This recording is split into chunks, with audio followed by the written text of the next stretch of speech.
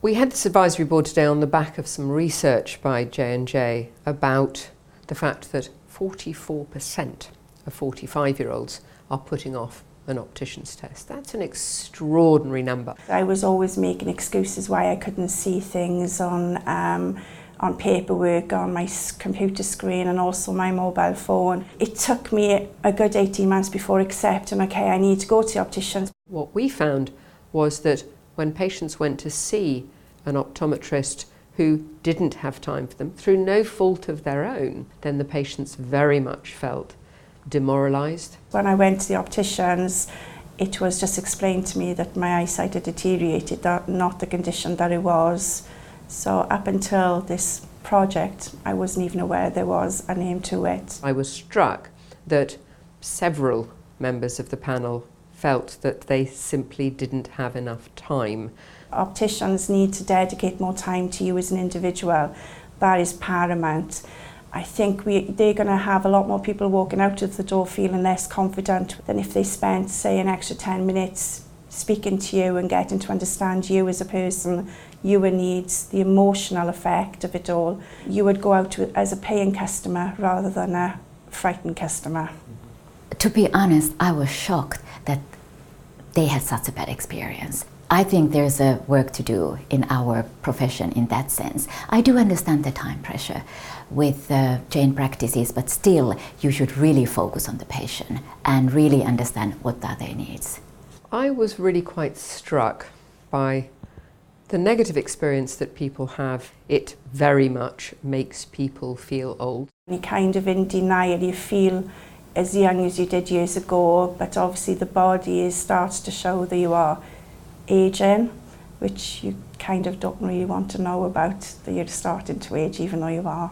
I don't wear anything at the moment, and it's the physical presence of when you start to wear glasses, people will then say, oh, you were wearing glasses, your eyesight's deteriorating.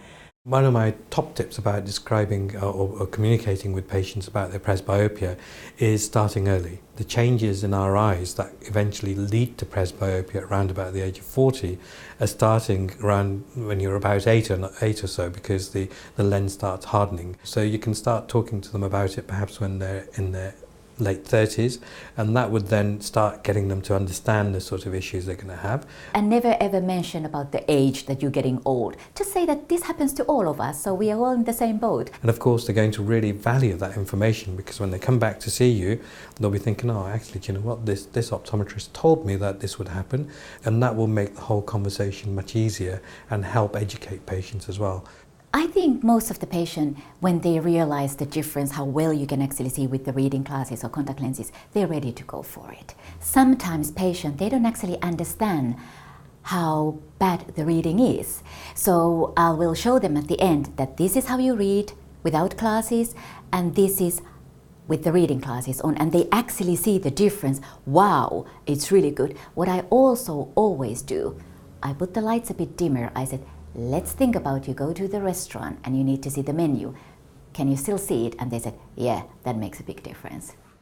I would also ask them to go to resources that would help them understand presbyopia in their own time. So now we have a wealth of information available on the website, including the acuvue.co.uk website that they can go to, that they can help them understand what presbyopia is, and as a result of that give them knowledge which will then make the whole experience better for them when they go to see the optometrist. It is a massive relief then, knowing now that it is just a deterioration in my eyesight which can be easily resolved, and not necessarily with the framed glasses, that there is other possibilities out there for you to explore. It's really encouraging, actually. I didn't take my first varifocals very quickly. I only took them 8 months ago, and I've been presbyopic much longer. Maybe I was in some kind of denial that, okay, I deal with myself with the contact lenses, but I wasn't ready to show everybody else that I need varifocals. You know, the nicest thing is, you watch the news, somebody texts you, and you can see your phone immediately. Absolutely love them. Wouldn't go back. There are some core things that people need to look after, and I think managing the patient's needs is critical. Even though you might sort of go away and do a fantastic eye examination because you managed to get it into a small period of time, if you don't allow them to understand what you've done and the value of what you've done, they'll go away not really appreciating what you have achieved. So I think regardless of which environment you work and the time constraints you might be put under, I would always suggest that you take some time to make sure that the patient understands what you've done and the value of what you've done, so that they keep coming back to you because they understand what you're doing and also why that's an important thing to do. I would love eye professionals to find out more about this. We know that there is education, we know that eye professionals want to provide a good service, but they don't always have the time. But there are ways around it, and you can find out more at jnjvisioncare.co.uk.